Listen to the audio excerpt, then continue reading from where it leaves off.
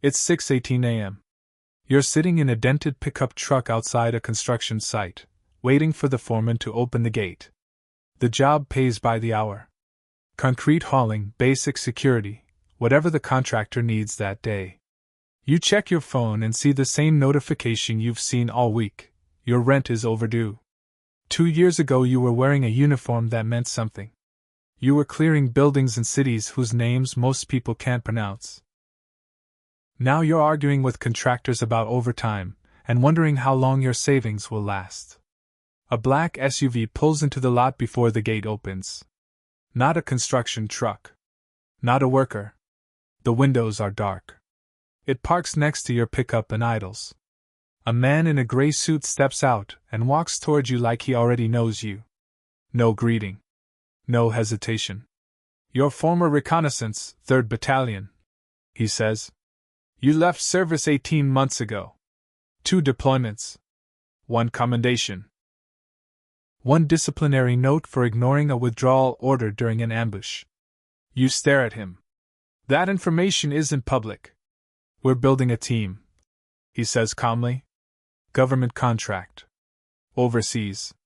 High risk. Higher pay." You assume it's a scam until he slides a folder through the open window. Inside are satellite photos of a desert compound, convoys, weapon caches, a list of names. You recognize 2 of them from your deployment years ago.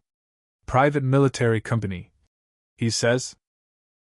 "Officially we train and advise. Unofficially we solve problems governments can't publicly acknowledge." You close the folder. "I'm not interested in mercenary work." He nods like he expected that. Then he says a number. "It's more money than you made in 3 years of military service. You start as a contractor," he continues. "Field operator. 6 months minimum. If you perform, you move up. If you don't," he shrugs, "you go back to pouring concrete." You look at the construction gate. The foreman finally arrives and starts unlocking the chain. Another day of lifting materials, counting hours, waiting for paychecks that barely cover rent. The man in the suit waits silently. "You leave in 48 hours, he says. "If you want the job." You ask the question that actually matters. "Who's the client?" He smiles slightly. "Governments." 2 weeks later you're stepping off a cargo plane into a country that officially doesn't exist in any public operation report. Your contract calls you a security advisor. Your gear says otherwise. This is the lowest rank inside the company, contractor. Disposable, deniable, replaceable. You're one of 60 operators flown into a temporary base built inside an abandoned oil facility. The company doesn't waste time with orientation speeches. They hand you a weapon, assign you a bunk, and give you a briefing packet. Your job is simple. Protect an energy corridor that multiple governments want stabilized without sending their own soldiers. Translation: escort convoys through territory controlled by insurgent groups. You quickly realize the structure inside the company mirrors a military hierarchy, but with fewer rules and far more money at stake. At the bottom are contractors like you. Above you are team leaders. Then platoon supervisors. Then operational commanders. At the top sits a director who negotiates directly with governments. Every level means more power, and more responsibility for things that never appear on official records. Your first convoy mission is supposed to be routine. 6 armored vehicles transporting engineers and equipment through a mountain pass. Intelligence reports say insurgent activity is low probability. You've seen that phrase before. It usually means someone guessed. Halfway through the pass, the lead vehicle explodes. The road disappears under smoke and dust. The radio fills with overlapping voices. You don't have time to think about fear. Training takes over. You drag a wounded driver out of a burning vehicle while bullets start hitting the convoy from the ridgeline. Your team leader shouts orders through the radio, trying to coordinate return fire while calling for air support that may or may not come. You notice something he doesn't. The ambush isn't random. The attackers are positioned exactly where the convoy is weakest. Someone leaked the route. You move without waiting for orders. You redirect 2 vehicles into defensive positions and push the engineers into cover. You coordinate suppressive fire with operators on the far side of the road. The firefight lasts 12 minutes. By the time it's over, the insurgents retreat into the mountains. 2 contractors are dead. 3 wounded. The convoy survives. Back at base, your team leader pulls you aside. "You ignored my command structure," he says. "You didn't see the flank," you reply. He studies you for a long moment. Then he nods. "You're not staying a contractor long."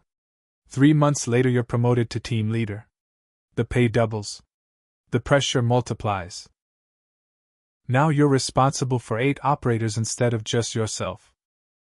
You plan convoy routes, coordinate reconnaissance drones, and decide how aggressively your team responds to threats. The biggest change isn't the tactics. It's the decisions that involve civilians. One mission forces you to understand what private military companies really are. Your team is escorting a government minister through a city controlled by multiple armed factions. Halfway to the airport, a crowd blocks the road. They're not insurgents. They're protesters. The minister in the back seat demands you clear the road. "Drive through," he orders. You know what that means.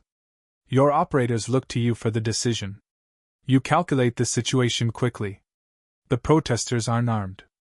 But if the convoy stops too long, insurgents could trap you. You choose a third option. You reroute the convoy through a side district that intelligence flagged as unstable. It works. You reach the airport safely. Later, the operations commander calls you into his office. "You disobeyed the client," he says. "I protected civilians," you reply. He leans back in his chair. "This company doesn't exist to make moral statements," he says. "We exist to complete contracts." You expect punishment. Instead, he gives you another promotion. Because the client survived. Success changes how the company sees you. After a year, you become a platoon supervisor. Now you oversee 40 operators across multiple teams. Your job shifts from firefights to strategy. You allocate resources, analyze intelligence, and decide where to deploy operators across an entire region. You also start seeing the financial side of the company. Every mission has a price. Convoy security costs one amount. Offensive operations cost far more. Emergency extraction missions are the most profitable of all. Governments hire your company when they need results without political consequences. And sometimes those results require actions official militaries can't publicly take. One contract involves capturing a warlord responsible for destabilizing an entire region. The government wants him alive. But the mission plan makes survival unlikely. You coordinate the operation anyway. 4 teams move simultaneously at night, surrounding the compound where the warlord hides. Your operators breach the building and capture him within minutes. Then everything goes wrong. A rival militia attacks the compound before your extraction helicopters arrive. You watch the firefight unfold through drone feeds, calculating casualty probabilities in real time. Your operators request permission to retreat and abandon the prisoner. If they stay, more of them will die. If they leave, the contract fails, and the region returns to chaos. You order them to hold. 2 operators die defending the perimeter. But the helicopters arrive. The prisoner is extracted. The contract is fulfilled. The government publicly denies any involvement. Your company receives a bonus worth tens of millions. That night you realize something uncomfortable. The system rewards outcomes, not morality. And you are getting very good at delivering outcomes. Another 2 years pass. You rise again, this time to operations commander. You no longer carry a rifle. You command entire campaigns. Hundreds of operators across multiple countries report through your structure. You negotiate with government officials who speak in vague language designed to maintain deniability. They never say kill or capture. They say things like stabilize, neutralize, secure. You translate those words into operational plans. You also start dealing with another reality of private military work: politics between clients. One government hires your company to train its security forces. Another secretly hires you to monitor those same forces. The conflict is obvious. Your director tells you something important. "We don't choose sides," he says. "We choose contracts." So you run both operations. Your teams train soldiers during the day and gather intelligence about them at night. You justify it by telling yourself you're maintaining balance. But the truth is simpler. This is the business. The final promotion comes when the previous regional director disappears during a mission. Officially, he died in a helicopter crash. Unofficially, everyone suspects betrayal. The board appoints you as his replacement. Now you sit at the top operational level of the company. You oversee thousands of contractors deployed across multiple continents. Your meetings involve defense ministers, intelligence agencies, and corporate executives whose investments depend on stability in volatile regions. You control enormous power. You can deploy a strike team anywhere within hours. You can destabilize a militia by cutting supply routes. You can protect or expose governments depending on which contracts you accept. But power also means accountability for every decision. One night you receive a call from a government official who speaks carefully. A rival nation is secretly funding an insurgency.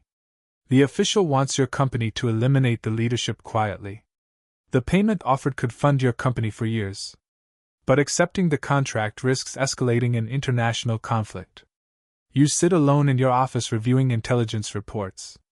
10 years ago you were a broke contractor waiting for a construction job. Now you decide whether private soldiers will shape geopolitical events. You think about the operators who trust your leadership. You think about the civilians who live in the regions affected by your missions. And you think about the system that created this role. Governments outsource violence when it becomes politically inconvenient. Companies like yours exist because someone always needs deniable solutions. You approve the mission. Because if you don't, another company will. Weeks later, the insurgent leadership disappears in a coordinated operation that never appears in global news. The conflict fades quietly. Your company's reputation grows stronger. New governments begin calling. Your network expands. Your operators deploy across more regions. You build something larger than a military unit. You build a global force operating in the gray space between war and peace. But every success adds weight to your decisions. You know how fragile the system is. A single failed mission could expose everything. A single political shift could turn your company from asset to scapegoat. Late at night, you sometimes think back to that construction site.